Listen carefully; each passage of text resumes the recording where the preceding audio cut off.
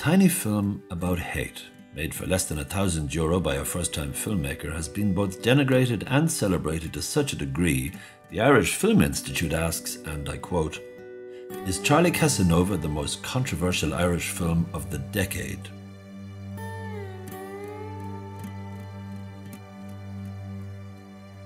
Or is it, as another viewer suggests, and again I quote, "the work of a sociopathic, arrogant, egotistical idiot"?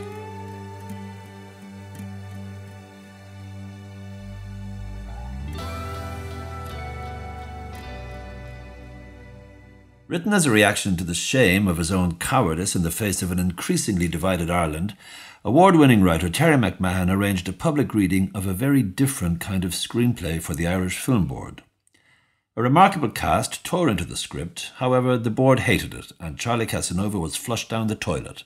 But, like a hungry dog with fleas, it wouldn't stay down, and McMahon wondered if, punk style, this was maybe the one script of his that could possibly be made for next to nothing. So McMahon tattoos his arm as a constant reminder of what he is not doing, puts a post on Facebook seeking cast, crew and equipment, and 3 weeks later this motley crew of miscreants assemble for the first day of principal photography and begin to make a film. The camera, loaned by youth organisation Bradog, has to be returned by midnight on the 11th day, so that's how long the shoot will take. No reshoots, no second chances, no turning back. During filming, McMahon loses his job. However, in the ensuing months, with editing and music finished, Windmill Lane Studios demonstrate their faith in the film by providing complete post-production for free. Charlie Casanova is sent to the Irish Film Board and rejected. Flushed down the toilet again, Charlie's life looks over before it's begun, but McMahon, now broke, submits home-burnt DVDs to several festivals, and Grania Humphreys is brave enough to select the film to premiere at the Dublin Film Festival. Then something unprecedented happens, something that inspires the Irish Film Board and Culture Ireland to support Charlie. A major heavyweight is planning to carry Charlie onto the world stage. One of the world's most prestigious film festivals, South by Southwest in Austin, Texas, is run by the legendary Janet Pearson. Showcasing major Hollywood movies and independent gems, each year Pearson selects only 8 films to go into competition. No non-American film has been selected in the past 6 years. No Irish film has ever been selected. Until now.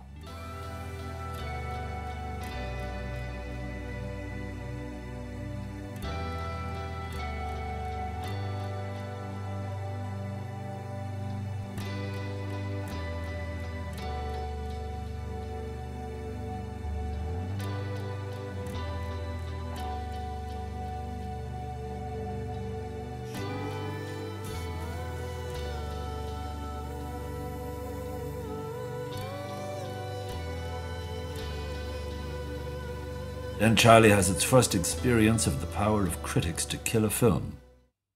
The article in Variety may be small, but it's enough. Charlie is in the toilet again, and this time it looks fatal. Unless. Next morning, McMahon posts the Variety review on all social network sites, and as he is interviewed on American television about the critical reaction to the film, he turns to the camera and says, "Fuck Variety. Sometimes we have to realize we're not always making movies for variety."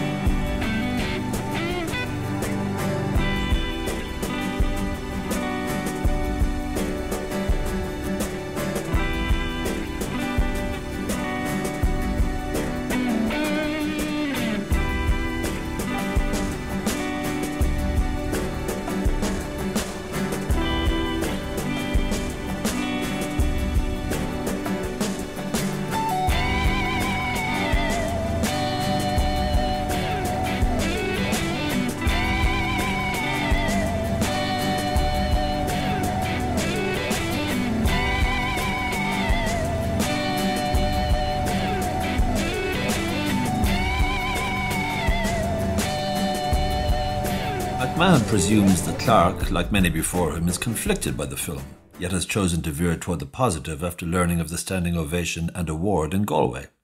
If anything, the filmmakers are appreciative that Clark, a seasoned reviewer, has appeared to include generous quotes within his conflicted critique. Several people even contact the filmmakers to congratulate them on the perceived warmth in Clark's article. 10 days later, Clark writes a second article, making it clear he is aware the filmmakers are upfront about all reviews, good and bad, in order to deliberately demonstrate the divisiveness of the film. He does, however, align Charlie Casanova with another film that did misrepresent a quote in the past from influential British critic Mark Kermode. McMahon, a little confused and disappointed by the tone of the piece, figures Clark has been so generous with his first article, perhaps he should be forgiven a little slyness in his second. As a standard practice, the filmmakers utilised the most provocative quotes in the article and put this on the review page of the homemade Charlie Casanova website.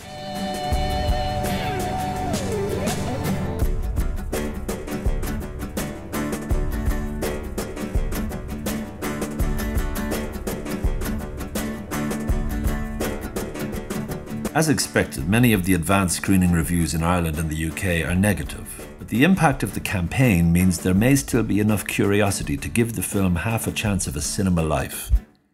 Even with some programmers balking at the film and refusing to screen it, the distributors push ahead, and Charlie Casanova is only 1 week from its UK and Irish cinema release when the Irish Times publish a third article by Donald Clark. This time a 2-page spread. Reworking his previous article and using the same Mark Kermode story, this time Clark turns nasty. And as none other than Mark Kermode himself tweets Clark's article with only 6 days to go to Charlie Casanova's opening, the filmmakers are depicted as liars and the film a fraud.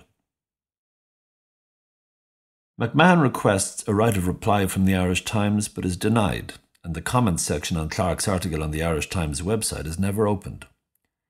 Mark Kermode is also contacted via Twitter but gives no replies, so McMahon writes a blog rebuttal, but the damage is done. On the day Charlie Casanova opens, the coterie of critics circle their colleague and, unashamedly referencing Clark's article, they gleefully savage the film and the filmmaker.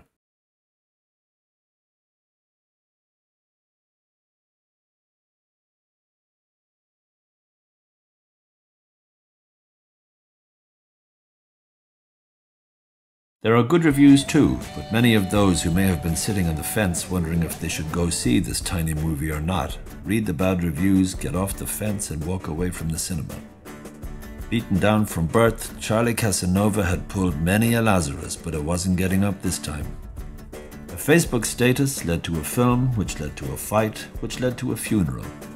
A film about hate had generated just enough hate to get itself buried. And so Charlie's journey comes to a close. A tiny movie punching way above its weight has indeed become the most controversial Irish film of the decade. But is Charlie Casanova badly misunderstood or badly mediocre? Is Donald Clark doing his job or doing Charlie in? Is the filmmaker an artist or an arsehole? Does anybody give a damn? Who knows? But McMahon is on record as saying he would raise a glass with Clark, his coterie, or any other detractors in a toast to the ever-enduring power of cinema to occasionally raise hell and sometimes touch heaven.